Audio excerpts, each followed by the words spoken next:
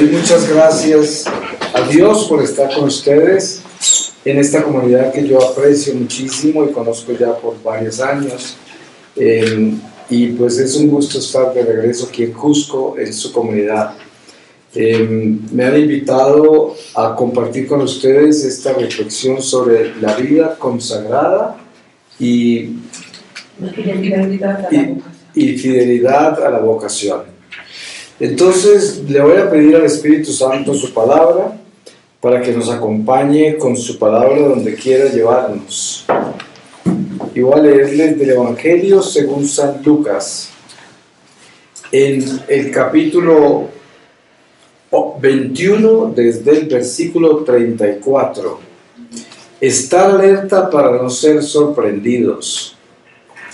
Cuidad que no se emboten vuestros corazones por el libertinaje, por la embriaguez y por las preocupaciones de la vida, y venga aquel día de improviso sobre vosotros como un lazo, porque vendrá sobre todos los que habitan toda la faz de la tierra. Estad en vela, pues orando en todo tiempo para que tengáis fuerza, logréis escapar y podáis manteneros en pie delante del Hijo del Hombre. Durante el día enseñaba en el templo y salía a pasar la noche en el monte llamado de los Olivos, y todo el pueblo madrugaba para ir hacia él y escucharle en el templo. Palabra de Dios. Te alabamos, Señor. Pues entendemos nosotros que consagrarse pues es una entrega incondicional. Ahora, cuando se dice consagrarse a Dios, es una entrega trascendental e incondicional. Y es trascendental porque es un compromiso hacia la vida eterna, no es terrenal. Porque al uno consagrarse como ser humano en esta vida terrenal y consagrarse a Dios, se está consagrando al Espíritu, porque Dios es Espíritu. Y ya no es el mundo material solamente, es el Espíritu de Dios Creador, Todopoderoso, que nos creó a cada uno de nosotros. Y la iglesia, que es fundada por Jesucristo, a la que nosotros pertenecemos, es madre y al mismo tiempo es camino, es verdad, porque es Jesús, Él es la cabeza. Entonces, cuando uno dice, me consagro a la iglesia, me consagro a Cristo. Cuando uno se consagra a Cristo, se consagra a Dios. Y cuando uno se consagra a Dios, ya no se pertenece a sí mismo. Es las palabras de la Virgen María al Arcángel San Gabriel. Cuando ella entendió ya lo que no entendió, porque aunque suena contradictorio, es verdad. Ella que iba a entender humanamente el quedar embarazada de un espíritu, eso no lo entendió. Pero lo que sí entendió fue la obediencia. Y dijo, he aquí la esclava del Señor, hágase en mí según tu palabra, aunque no entendió. Pero ella se dio cuenta que era Dios el que estaba actuando y que ella, con Dios, lo único que tenía era obediencia, era una esclava, porque ella fue creada para entender esa parte, la obediencia. Los misterios, esos racionalmente no los podía entender. Por eso es que San José mismo quería dejarla, porque él tampoco entendía eso. Pero ahora sucede que cuando nosotros entramos en esa esclavitud a Dios, por medio de una consagración, porque cuando ustedes reciben sus votos y se consagran a Dios, se convierten en esclavas de Dios, esposas del Señor. Y ese compromiso es un compromiso a morir a sí mismo. Ustedes saben que por naturaleza humana, el pecado original nos ha hecho crecer en sí mismos, porque esa es la tentación en la que cayó Eva. La serpiente la tentó, la sedujo, haciéndole creer que si ella comía de esa fruta, sería como Dios, o sea, la diosificó, y a ella le gustó eso. Entonces, al diosificarse, se edificó en sí misma y se separó de Dios, y por eso entró la muerte, porque la comparación que podemos hacer de eso es que usted ve un pescado en el agua, entonces está dentro del agua, sáquelo del agua, ¿y qué pasa? Se muere, ¿no? Eso le pasó a Eva, estaba en el agua de Dios, donde está la vida, y el diablo le invita a salirse del agua de Dios, ¿A qué le invitó? A morirse. Y ya Dios le había advertido a ella y a Adán. Le dijo, si ustedes comen de esa fruta, se mueren. Pero ellos, el demonio, le trajo una tentación que la elevó en sí misma. Y ella se fue hacia sí misma y se separó de Dios. Entonces, esto es lo que podríamos decir, cómo se puede describir el amor propio. Así se puede describir. El amor propio es la muerte, porque el amor propio es yo soy. Es el amor propio. Y resulta que ninguno de nosotros somos. Hay un solo yo soy que es Dios. No hay otro. Para que nosotros podamos ser, Dios tiene que estar en nosotros. De lo contrario, no somos. Para que nosotros podamos ser, tenemos que estar en el agua de Dios. Y ahí somos.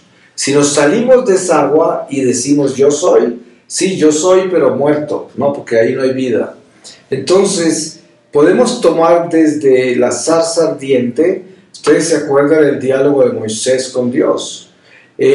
Al final de ese diálogo, Moisés le pregunta por su nombre. Y él dice, mi nombre es Yahvé, que quiere decir yo soy, el único que es. Entonces, cuando Jesús está en el huerto de los olivos y lo vienen a arrestar, dice Jesús, ¿a quién buscáis? Y dice a Jesús el Nazareno, y él dice, yo soy, y todos caen al suelo. Ustedes se acuerdan de ese pasaje, ¿no? Sí. Todos caen al suelo. ¿Por qué caen al suelo? Porque es Dios que habló, y les digo, yo soy, o sea, es Dios aquí, y todos cayeron. Obviamente que ellos no entendieron, ni se dieron cuenta por qué cayeron, y esa gente no tenía el Espíritu Santo. De todas maneras, aquí podemos ver lo que quiere decir estar en sí mismo o estar en Dios. Entonces, consagrarse a Dios es aceptar que Él es Dios, el único Dios, y que sin Él yo no existo, yo no soy. Eso es consagrarse. Eso es darle el señorío a Dios incondicionalmente y totalmente. Es algo muy grande, muy trascendental, porque yo dejo de existir ya como persona y existo en Dios, porque Dios está en mí y yo le entregué todo a Él. La prueba de esto es, por ejemplo, San Pablo, cuando dice, ya no soy yo el que vive, sino Cristo que vive en mí. Ese es un testimonio muy grande e importante que lo dice él casi al final de su vida, pero lo dice él con esa convicción de que nada que ver con él ya, todo lo de él es de Dios, todo. San Juan Bautista, cuando los discípulos de él venían a reclamar que Jesús estaba al otro lado del río bautizando gente y esto y lo otro, San Juan les dice, yo les advertí de que detrás de mí venía otro que era más grande que yo, que no era digno ni de desatarle sus sandalias. Yo tengo que disminuir para que Él crezca. Y ahí testifica lo mismo. Él tiene que morir a sí mismo para que Jesús aparezca. Entonces, en la consagración, el llamado es, yo desaparezco para que el Señor aparezca. Porque ustedes son esclavas de Él y llevan a Él, así como la Virgen María cuando se fue en su misión, que empieza con la prima Santa Isabel, que se va pronto a la montaña a buscarla. Ella ya comienza a vivir, es para ese misterio, nada más. Ella no vive sino para eso, para ese niño. Y también San José, son esos guías y vigilantes, guardianes del milagro, de la encarnación del Mesías, del Redentor. Entonces, ya nosotros conocemos la historia redentora en Jesucristo. A todos se nos ha enseñado y nos han bautizado y tenemos el Espíritu Santo. Yo le digo a la gente, si nosotros tuviéramos un momento perfecto espiritual, veríamos que todos llevamos una lengua de fuego sobre nuestra cabeza. Todos nosotros. El bautismo nos trae el Espíritu Santo. Es un bautismo en el Espíritu. Y quedamos marcados con fuego. Somos una luz permanentemente encendida. Es lo que somos nosotros. Por eso la fidelidad a Dios, el compromiso con Dios incondicional, hace que seamos faros de luz en las tinieblas, porque este mundo es las tinieblas. Entonces, consagrarse a Dios quiere decir, yo soy una esposa de Dios que no tiene ojos para nada ni para nadie que no sea Dios. No tengo ojos ni para mí mismo. Miren ustedes las tentaciones de la vida en comunidad. La vida en comunidad es una purificación, así como la vida del matrimonio, así como la vida de todo en este mundo, y obliga al amor o a la corrupción, porque hay tan solo dos caminos para caminar en esta vida. Una, o nos estamos purificando y elevando, o nos estamos corrompiendo y hundiéndonos. Esos son los dos caminos. El día que morimos quedamos tan altos como nos elevamos, o tan bajos como descendimos por la corrupción. Entonces, es importante que al consagrarse, uno tiene que olvidarse de sí mismo. Usted puede darse cuenta cuánto se ha olvidado de sí misma solo observándose en su vida comunitaria. En su vida comunitaria, ustedes tienen una vida muy cercana las unos a las otras, porque es comunidad religiosa. ¿Y qué sucede? Que si usted no está lo suficientemente muerta a sí mismo, a sí misma, y Dios no está lo suficientemente grande en usted, entonces usted tiene mucho conflicto humano con los demás. Usted puede ser muy susceptible, se ofende muy fácil, está buscando atención, está confundida cuando no la aprueban, cuando no la aplauden, cuando no la aceptan, cuando no la admiran, y vive con estos problemas de sí misma. Eso es el amor propio, eso es Eva, ¿no? Eso no es un voto de consagración. Precisamente eso es lo que el demonio va a tratar de hacer con ustedes, porque es una batalla con él todos los días, es traerlas a que vivan su persona, ¿no? No el Espíritu de Dios. ¿Y cómo se da cuenta cuando vive su persona? Porque anda ofendida, confundida, herida, y todas estas cosas son del amor propio. Por eso, revise su corazón para darse cuenta cuánto de eso tiene. Mire sus hermanas de comunidad, cuántas de ellas la han ofendido a usted, cuántas de ellas le han faltado al respeto, cuántas de ellas la ignoran, cuántas de ellas han abusado de usted, y se dará cuenta que todo eso es amor propio. Todo eso va contra su voto, porque los votos tienen un compromiso. Cuando uno se consagra a Dios, ¿cuántos votos tienen ustedes? ¿Tres? Obediencia, pureza y castidad. Pobreza, castidad y obediencia. Y uno extra. No, y uno agregamos de conversión continua. Ah, ok. Pero como comunidad. Como comunidad. Sí. Los tres son eclesiásticos y el otro es comunitario, ¿no? Conversión continua, muy bonito ese. Es como las Teresa de Calcuta, tienen como cuarto la caridad, ¿no? Sí. Bueno, entonces, dense cuenta ustedes que el voto central de los tres votos es la obediencia real, ¿no? Porque usted no puede ser casta pura y usted no puede ser pobre si no es obediente, ¿sí? Entonces la obediencia es la corona de los votos, como decir la Eucaristía es la corona de los sacramentos, ¿no? Siendo un sacramento como los otros 6. Pero dentro de los tres votos, la corona de los votos es la obediencia, porque sin obediencia no hay castidad, sin obediencia no hay pobreza. Entonces, usted tiene que examinarse constantemente ese amor propio, porque si no se examina ese amor propio todos los días, a usted está ganando el amor propio. Y el amor propio es el espíritu del mundo. Ustedes no pueden olvidar que Jesús nos reveló a nosotros que el príncipe de este mundo se llama Satanás, ¿no? Con eso nos da a entender contra qué estamos luchando. Entonces, Satanás es un espíritu, y los espíritus se comunican con nosotros a través de nuestro intelecto, a través de nuestros sentidos, instintos y razón, emociones y pasiones, tendencias. Ahí está el espíritu. Él permee todas estas áreas nuestras humanas y nos afecta, nos influencia, nos seduce, nos inclina a través de nuestros propios sentidos.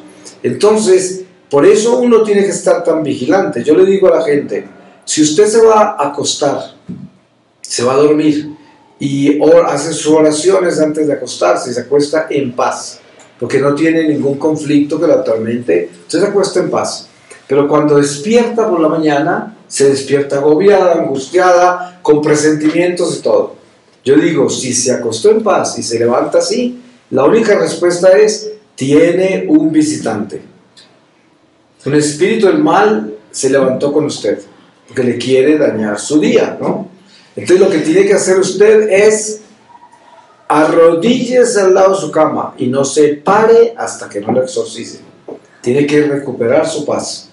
Usted se arrodilla ahí y dice, yo no tengo por qué estar ansiosa, yo no tengo por qué tener esta pesadez con la que amanecí, yo no tengo por qué estar así, soy una hija de Dios, estoy en paz con Dios y esto lo derroto, lo saco de mi corazón, fuera de mi vida, ¿no?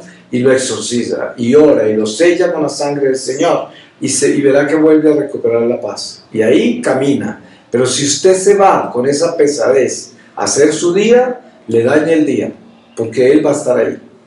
Entonces, hay que estar vigilante todo el tiempo, y sobre todo ustedes que tienen una consagración a Dios. El demonio se para al frente y dice, consagrada a Dios, vamos a ver, porque tienes que caminar por mi territorio hasta la muerte, porque este es el territorio del diablo. Mucha gente no se da cuenta, a pesar de la catequesis que tenemos, mucho católico no se da cuenta que nosotros estamos en el destierro, en el mundo caído, y que este es el territorio del diablo. Mire que San Juan Evangelista dice, el mundo entero está en manos del demonio, el mundo entero.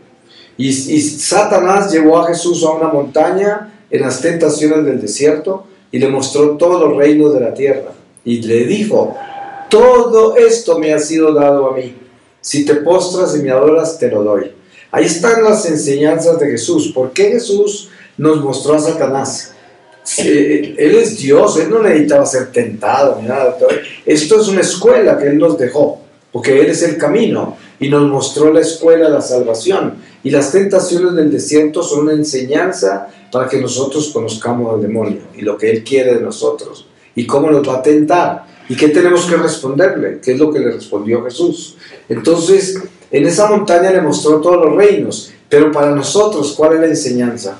La enseñanza es, este mundo le pertenece al diablo, por lo tanto nosotros tenemos que desprendernos de él, tenemos que vivir en él con las responsabilidades que Dios nos da como hijos de Dios, que es la responsabilidad de nuestras tareas que tenemos diarias, la vocación a la que fuimos llamados y escogidos, y también el compromiso que hemos hecho con Dios, en este caso, el compromiso de sus votos y la fidelidad a esos votos. Para uno serle fiel a esos votos, ustedes tienen que entender la vida eterna, porque si no entienden la vida eterna, estos votos son meramente religiosos. Y es muy fácil caer en esa trampa, de uno decir, bueno, me voy de monja, me entro al convento y hago todo lo que se hace en el convento. Me preparo, hago mi noviciado, hago todo esto y luego empiezo con los votos, empiezo con las consagraciones y los pasos a mis votos perpetuos, ¿no? Entonces, ¿ustedes tienen votos perpetuos? Sí. Entonces, es fácil vivir todo eso desde la religión, pero quedarse como un pleno ser humano. A pesar de estar en eso, seguir siendo la misma criatura humana, susceptible, ofendible, confundible, atormentable, angustiable, todo ese tipo de ser humano. Ahí queda metido dentro de la religión, sin conversión, sin cambio, sin verdadero compromiso espiritual. Entonces se convierte en una monja religiosa, no más, pero no en una persona espiritual.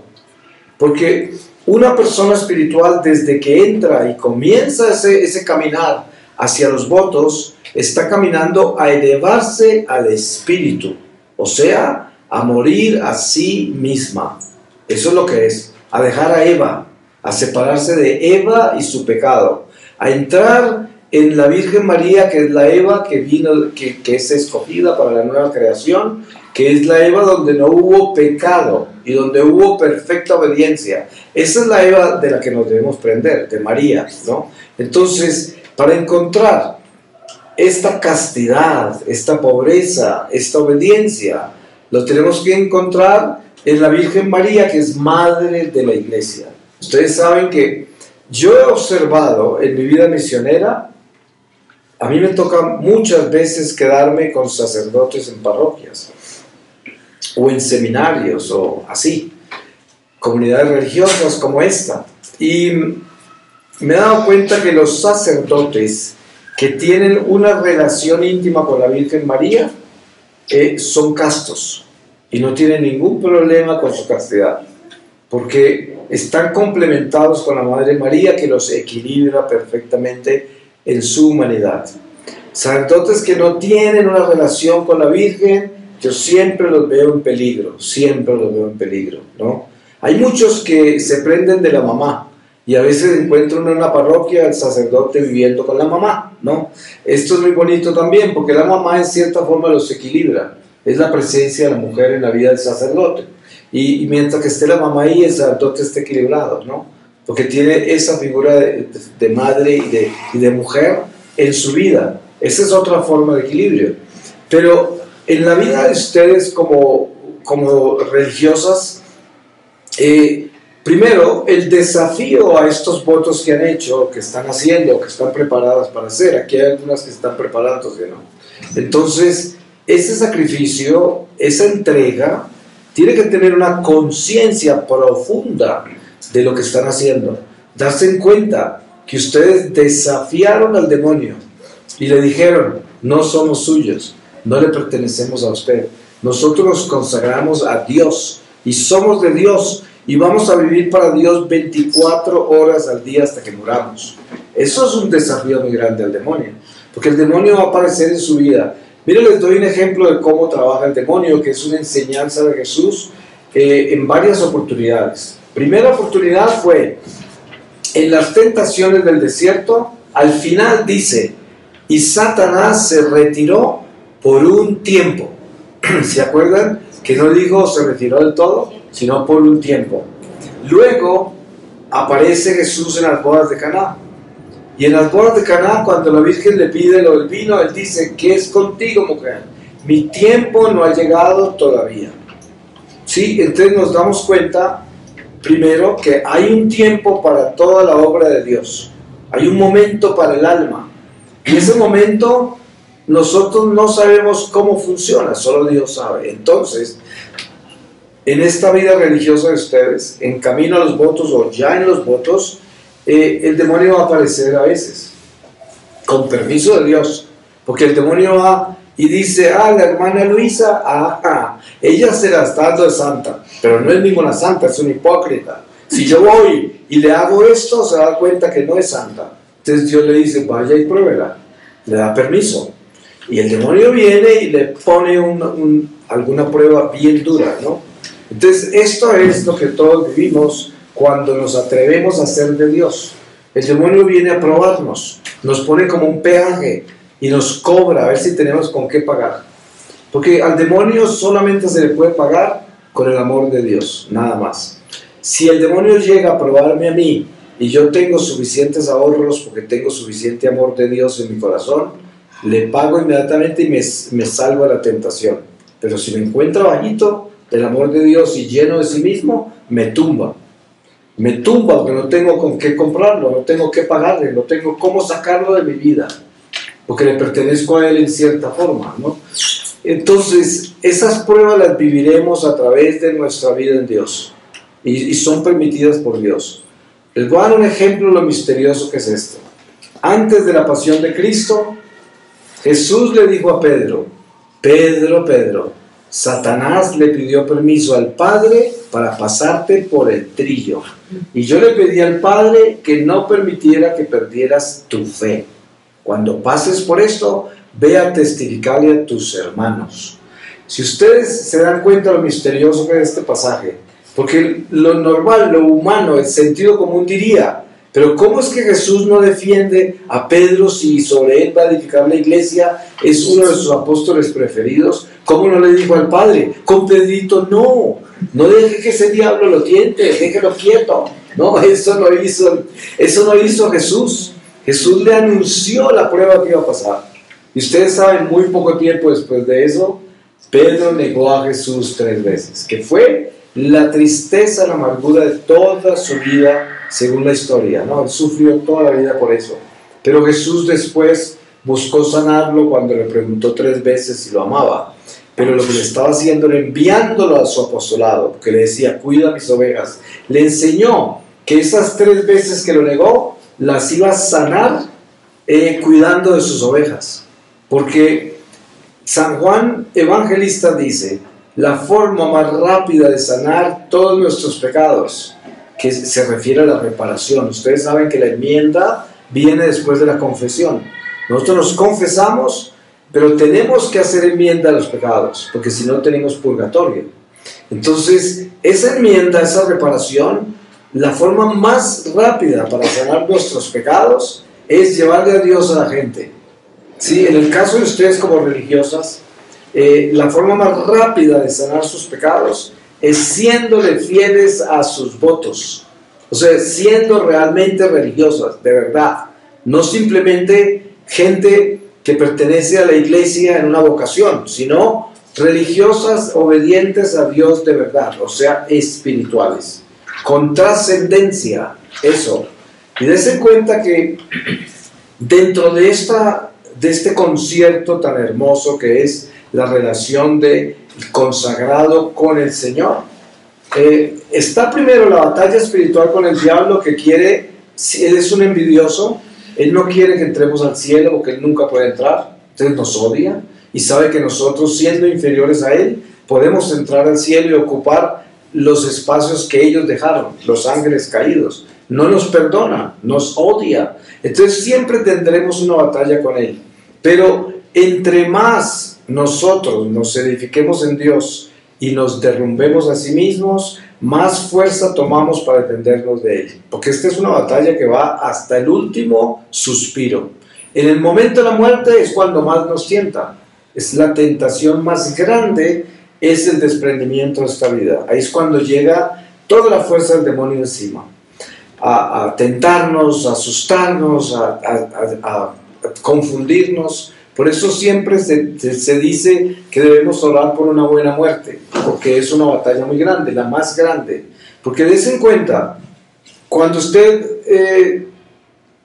cuando una mujer da a luz a un niño, en el momento que el niño sale del vientre, el niño está así y no sabe a dónde salió, ¿no? Está todo confundido. Y se le toma mucho tiempo para que más o menos comience a tomar equilibrio de todo lo que ve, lo que oye y todo. Nació a una dimensión totalmente desconocida de donde estaba, que era en el vientre, entre el agua, y pronto salió a otra dimensión.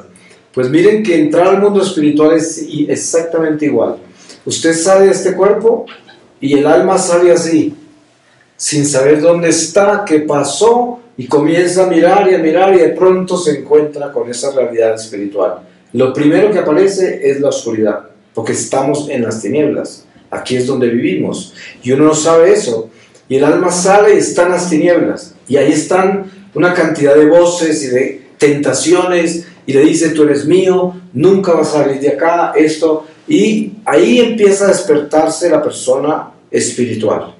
Dependiendo de cuánto haya crecido, cuánto se haya elevado a Dios, así es como alcanza a elevarse en ese momento y salir de las tinieblas.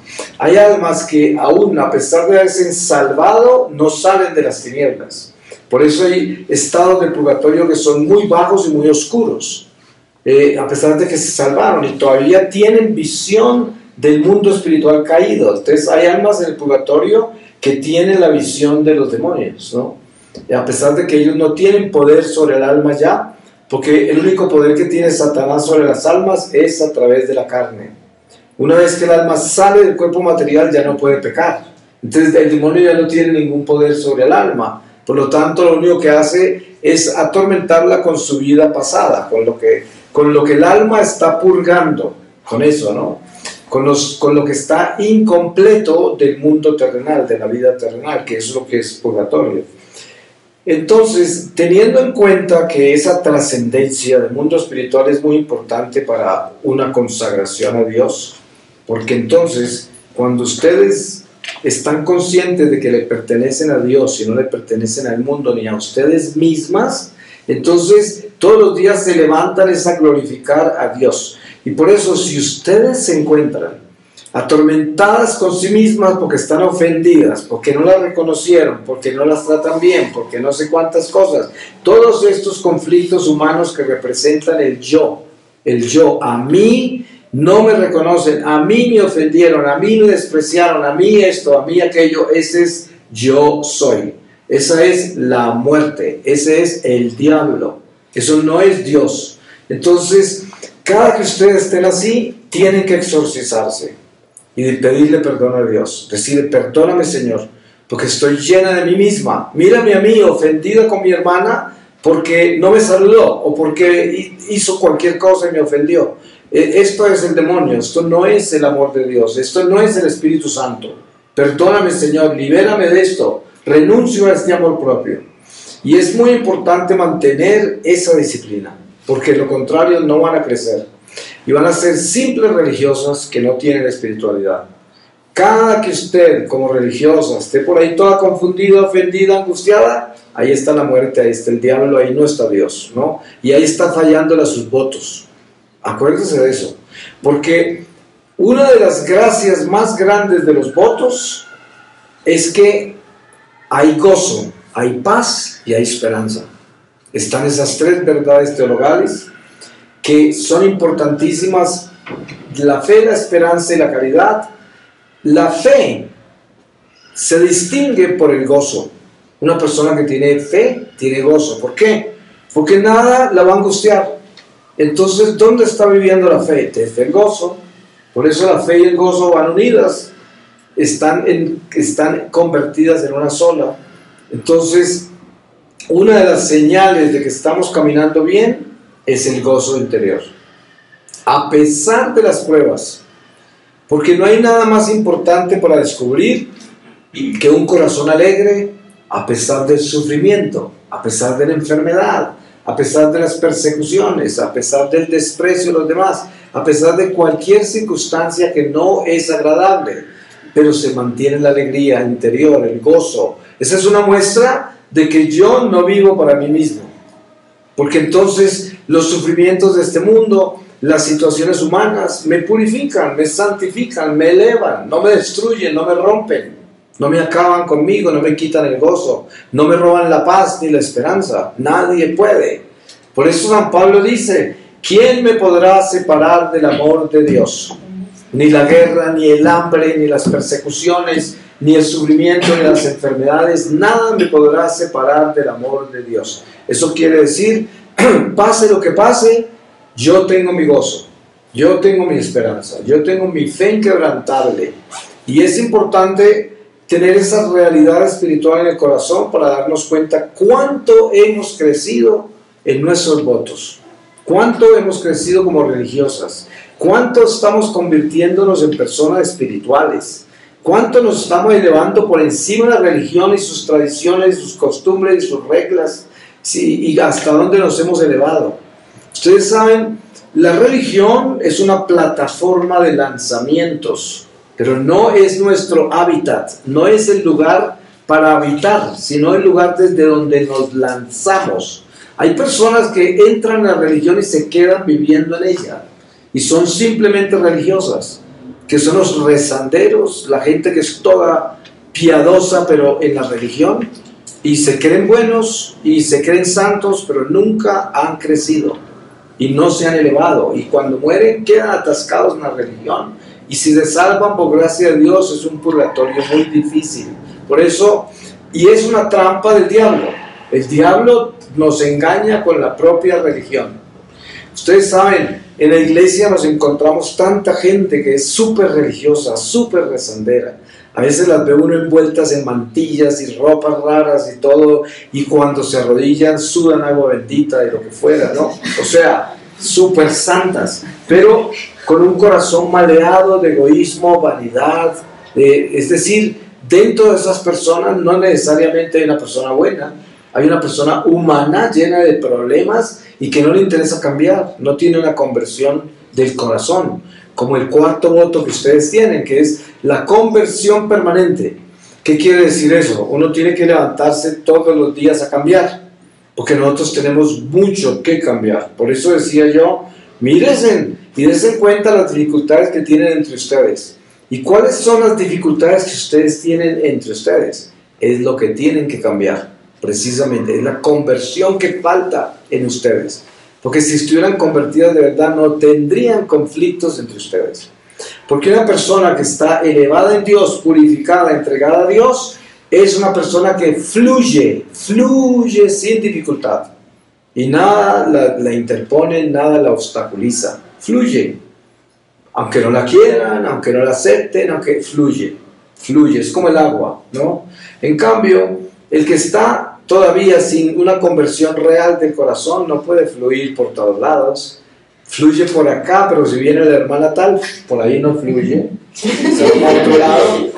Entonces, ese fluido no es armonioso ni es real, porque es condicional esa fluidez, condicional, depende quién, por ahí fluyo o no. Y esto todo es lo que tenemos que distinguir.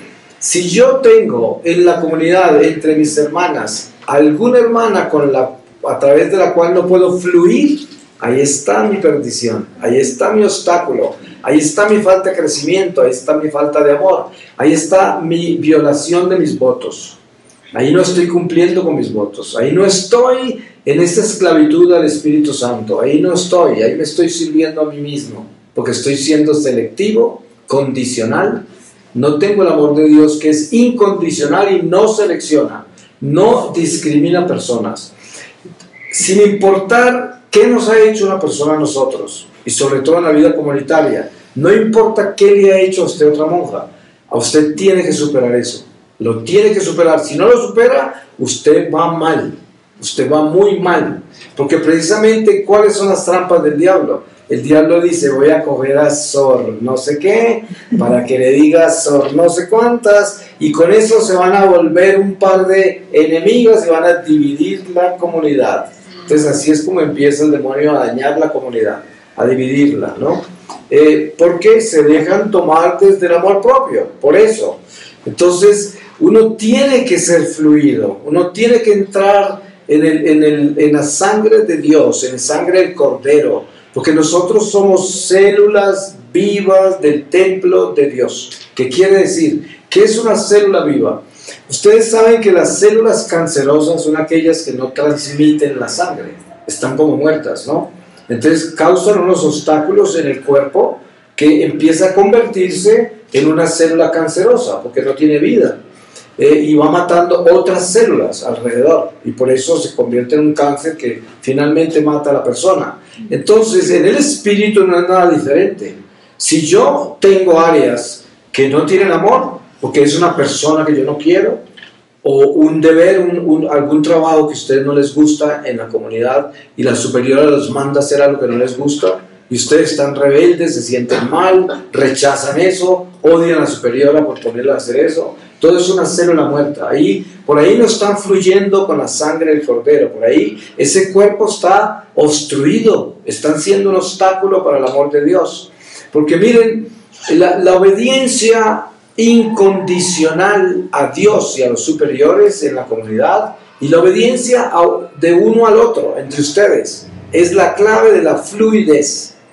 Les doy un ejemplo, y seguramente ustedes conocerán esta historia. La historia de Santa Rita de Casia.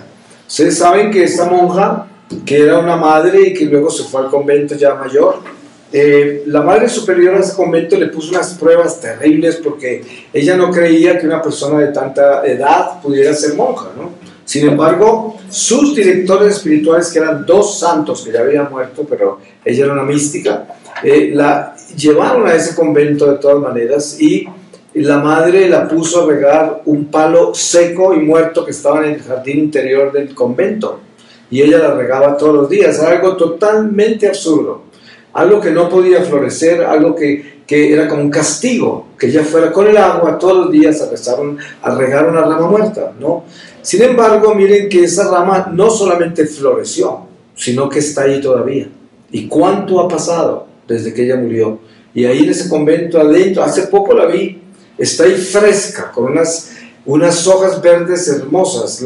El tallo de esa planta es precioso. Y eso es precisamente el florecer de la obediencia. Es lo que ese palo representa. Esa mata representa la obediencia.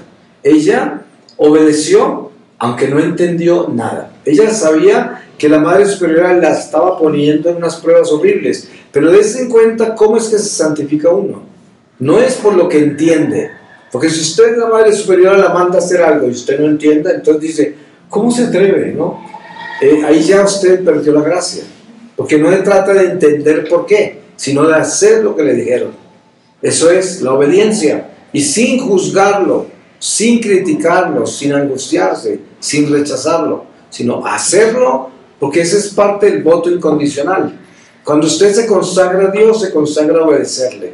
Y precisamente es un voto, la obediencia. Es parte de los votos que hicieron. Entonces es una obediencia incondicional, que no se puede cuestionar. No puede nunca decir por qué. Ustedes saben que el único que dijo por qué fue el diablo, ¿no? Porque todo lo que es de Dios es para qué. Nosotros preguntamos, ¿para qué, Señor? Si me pasa una prueba grande, si no entiendo lo que me está pasando, yo le pregunto solamente para qué. Pero ¿por qué? Es la rebelión. Es como una madre con sus hijos. Le dice al hijo, limpia tu cuarto, ponlo en orden que está horrible. Y el hijo viene y dice, ¿por qué? Pues ya desafió a la mamá. Entonces la mamá le va a castigar, le va a decir, porque tienes que hacerlo, ¿no? Pero si el hijo regresa y dice, ¿para qué, mamá? Entonces la mamá sí se va a gastar su tiempo en enseñarle para qué. Porque no la desafió, porque no se rebeló, sino que quiere saber por qué. Entonces ella le enseña, hay que ser ordenado, hay que ser aseado, hay que ser... Y ya es otro hijo, ¿no? Un hijo diferente. Y precisamente eso es lo que ustedes viven en la vida comunitaria, que reciben órdenes del superior y muchas veces no es lo que ustedes quisieran ni lo que esperaban. Pero ahí es donde está el demonio, ¿no? ¿Qué va a hacer con eso? ¿Se va a envenenar? ¿Se va a corromper? ¿Qué va a hacer? ¿En qué va a quedar su corazón y sus sentimientos? ¿En qué va a quedar? Y ahí es donde tiene que tener la vigilancia, porque ahí no está la superiora, ahí está el Espíritu Santo. Porque ¿quién es el que gobierna esta comunidad? ¿Quién es? El Espíritu de Dios. Y tengan la seguridad de eso. No se mueve un segundo en esta comunidad sin que Dios lo permita. Nada. Ustedes no se podrán levantar de su cama, ustedes no podrán ni pensar ni sentir nada si Dios no lo permite. Y eso lo tienen que tener claro. Y sobre todo cuando tienen votos de pertenecen a Él. Ahora, el amor propio, la voluntad humana puede hacer lo que quiera. O sea que usted puede renunciar a obedecerle a Dios. Usted puede renunciar a obedecerle a su superiora. Usted puede renunciar a obedecerle a cualquiera. Eso es problema suyo, usted lo puede hacer. Pero el llamado a la vocación y la fidelidad a la vocación es siempre obedecer, sin cuestionarlo, siempre obedecer. El que obedece no se equivoca. Miren que en la iglesia es muy común hoy, ustedes están libres de eso, supongo yo, que en las redes sociales atacan al Papa como sin clemencia, ¿no? Hay gente que considera que él es un antipapa, cosas horribles, ¿no? Yo siempre defiendo al Papa y tengo muchos enemigos por defenderlo, pero a mí no me importa, porque Dios estableció la iglesia y le dio las llaves a Pedro, y todos los sucesores de Pedro son escogidos por Dios, así la gente diga lo que quiera, porque Jesús prometió que las puertas del infierno nunca prevalecerán contra la iglesia. Entonces, ¿cómo va a permitir un papa falso en la iglesia? Eso no va a suceder. Tal vez hay papas más santos que otros, claro que sí. Hay papas que son más claros en su forma de comunicarse que otros, claro que sí, son humanos, ¿no? Miren al propio San Pedro en Antioquía, cómo comete semejante error tan horrible y San Pablo lo tuvo que corregir públicamente. Y era Pedro, la cabeza de la iglesia, y cometió errores humanos, ¿no? Por eso el mismo Papa Francisco puede hacer cosas parecidas a las de San Pedro en Antioquía, cosas que no le gustan a la gente, pero no necesariamente sería un antidogma, ¿no? Algo que tumba el depósito de fe y las tradiciones sagradas de la Iglesia, que es lo que tenemos que cuidar, ¿no? Porque lo demás es la doctrina social, que puede traer mucha confusión entre la gente.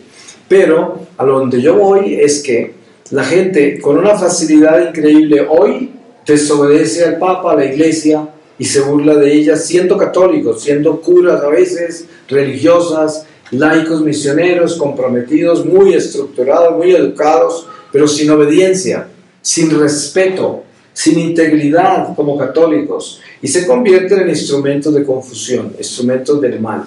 Y eso es muy peligroso, porque ellos ni se dan cuenta que son instrumentos del diablo, que se creen más santos que el Papa, por eso lo juzgan. Porque si yo juzgo al Papa, ¿qué es lo que estoy haciendo? Yo me siento mejor que él, y por eso lo estoy juzgando. Entonces es muy horrible que nosotros no nos demos cuenta de cómo es de subliminal, de sutil el demonio. Cuando usted como religiosa en la comunidad esté juzgando a otra hermana, acuérdese de esto: usted se siente mejor que ella, si no, no la juzgaría.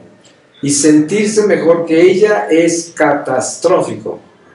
Usted no va a querer aparecer ante el tribunal del Señor con situaciones en las cuales usted se sentía mejor que otros. Es como la gente que se siente de mejor raza, de mejor calidad humana o social o política o económica, que se creen superiores o diferentes. Esas personas están en peligro, sus almas están en peligro. Por eso hay que tener en cuenta que si yo juzgo a mi hermana, me siento mejor que ella, me estoy demonizando. Eso es lo que es demonizando. Por eso el juicio es una demonización, porque nosotros ninguno podemos juzgar. Como dice San Pablo, ni yo mismo me juzgo, dice él, solo Jesús juzga. Así que cualquier cosa que a uno lo confunda de otra hermana en la comunidad, silencio y rodillas. Usted sabe que las rodillas son nuestro más grande aliado. No hay ningún aliado más grande que las rodillas. Las rodillas son el instrumento más poderoso de las pruebas. Entre más grande la prueba, más doblada las rodillas. Ahí es donde está, ahí está la fuerza. Porque las rodillas humillan, someten al alma, la someten, la humillan, la doblan. Y reconoce su pequeñez, su nada, su miseria. Cuando uno está de rodillas, está reconociendo que es un miserable pecador. Le está dando el señorío a Dios. Se está elevando al espíritu y humillando su naturaleza inferior, su amor propio. Por eso se arrodilla. Las rodillas son muy poderosas. Los demonios no tienen rodillas. Ellos no tienen rodillas, porque son el templo del orgullo, y el orgullo no se arrodilla. Entonces ustedes se dan cuenta que hoy de pronto apareció como un murmullo, un movimiento en la iglesia de que la gente no se arrodilla. No sé si ustedes han observado eso, a lo mejor aquí en la capilla de ustedes la gente no hará eso, pero es muy común en las iglesias. Aquí ayer mismo en Urubamba, en la iglesia, veía gente que no se arrodillaba en elevación, ni en el Cordero, ni en los sitios que la liturgia dice que debemos arrodillarnos, ¿no? No se arrodillan, se quedan de pie. Uno diría, hay gente que no se puede arrodillar por condiciones de salud, tendrán las piernas rotas o quién sabe qué, unas caderas malas, pero eso es muy escaso, son algunas personas y generalmente de edad, ¿no? Pero ahora es gente muy joven, de pie en la elevación, y el Cordero, ellos ahí parados y todo. Entonces se da uno cuenta que es el demonio pervirtiendo la liturgia, metiéndose dentro de la iglesia, acabando con todo, dañando todo, y se da uno cuenta de la falta de reverencia, la falta de respeto a Dios. Y eso es muy subliminal, muy sutil, pero muy dañino, porque le va quitando la fuerza. No hay nada más poderoso que en el momento que empieza la elevación, toda la congregación se va a las rodillas, porque las rodillas tienen mucho poder. La prueba está que entra un silencio que solo las rodillas pueden producir al frente de Dios, que es: aquí estoy, Señor, soy tu esclavo. Esas son las rodillas. Y ahí, cuando ocurre eso en la iglesia, es un poder increíble. Y si hay gente que no hizo eso, son un obstáculo, son como una columna que no debe estar ahí. Y por eso hay que tener seguro que nosotros no vamos a hacer la piedra en el zapato de nadie, ¿no? Es como, si una persona no se puede arrodillar, no se puede ir a las primeras bancas de la iglesia, debe irse a la última, para que no obstaculice a los que se arrodillan y quieren ver el altar. Pero hay gente que no le importa, y saben que no se van a poder arrodillar porque tienen condición física que no les permite, entonces no se vayan a la primera banca, ¿no?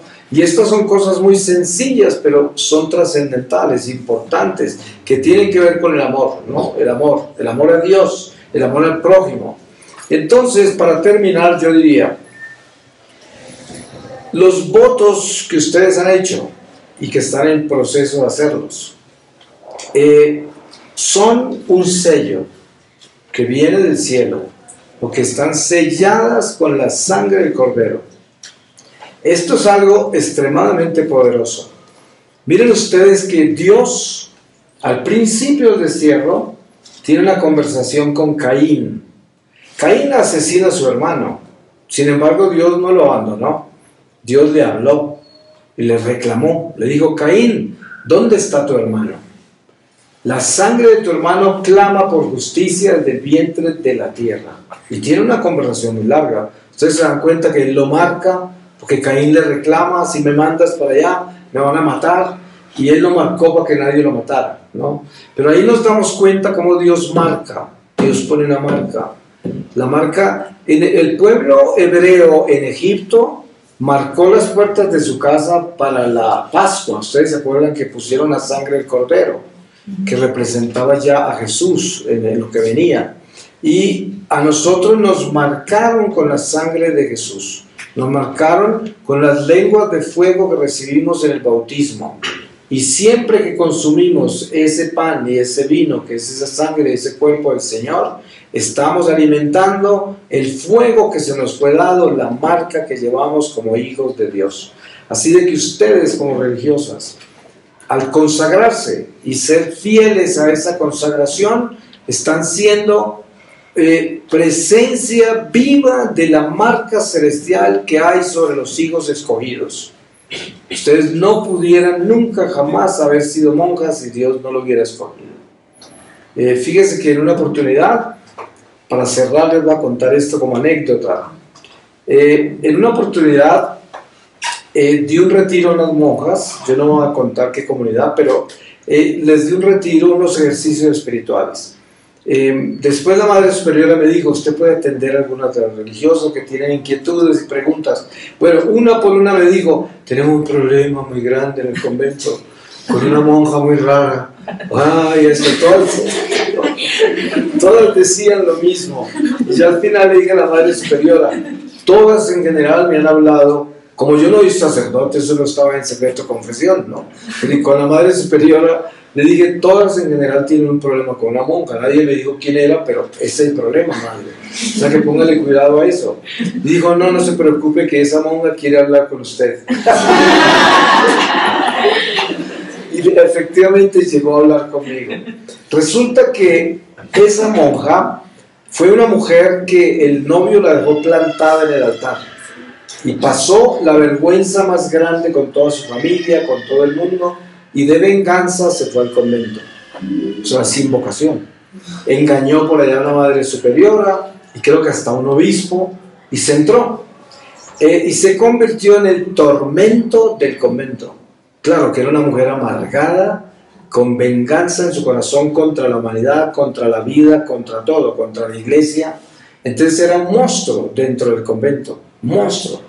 Entonces, cuando yo la conocí ya habían pasado varios años, y ella me contó en esa oportunidad que le estaban pasando cosas muy extrañas y durante el retiro había sentido cosas que ella nunca había sentido y que creía que le estaba pasando algo. Pues sí, resulta que esto pasa después, lo que les voy a contar. Resulta que la monja se convirtió, ¿no? Y se volvió la monja más santa de ese convento. Pero esa monja santificó el convento entero, porque las monjas nunca habían rezado más que el tiempo que estuvo esa monja rebelde, que las puso de rodillas a pedirle a Dios que las sacara, ¿no? La oración de todas esas monjas era para que sacaran esa monja del convento. Y resulta que esa monja la usó Dios para santificar el convento. Y encima de eso le dio la conversión a esa monja al final, ¿no? Como premio por haber sido instrumento de santificación de las monjas. Pero dense en cuenta lo misterioso que es Dios, ¿no? Y lo que permite. Porque no fue un accidente y ella no burló a nadie para entrar. Fue el Espíritu Santo el que la metió allá, ¿no? Y de ella hizo un instrumento para toda la comunidad. Entonces uno siempre tiene que estar muy alerta de todas las cosas que suceden en la vida de uno, sobre todo en la vida de ustedes como religiosas, porque el Espíritu Santo es muy travieso, hace cosas muy raras. Si no, pregúntenme a mí lo que ha hecho con mi vida. Pues miren que les voy a terminar a ustedes con una lectura de la palabra y les voy a leer a ustedes de el capítulo 20 del Evangelio según San Juan, desde el versículo 11. Aparición a María Magdalena. Estaba María junto al sepulcro fuera llorando, y mientras lloraba se inclinó hacia el sepulcro y ve dos ángeles de blanco sentados donde había estado el cuerpo de Jesús, uno a la cabecera y otro a los pies. Dícenle ellos: mujer, ¿por qué lloras? Ella les respondió: porque se han llevado a mi Señor y no sé dónde le han puesto. Dicho esto, se volvió y vio a Jesús de pie, pero no sabía que era Jesús. Le dice Jesús: mujer, ¿por qué lloras? ¿A quién buscas? Ella, pensando que era el encargado del huerto, le dice: Señor, si tú lo has llevado, dime dónde lo has puesto y yo me lo llevaré. Jesús le dice: María. Ella se vuelve y le dice en hebreo: Rabuni, que quiere decir maestro. Dícele Jesús: deja de tocarme, que todavía no he subido al Padre, pero vete a mis hermanos y diles: subo a mi Padre y vuestro Padre, a mi Dios y vuestro Dios. Fue María Magdalena y dijo a los discípulos: he visto al Señor, y que había dicho estas palabras. Palabra de Dios.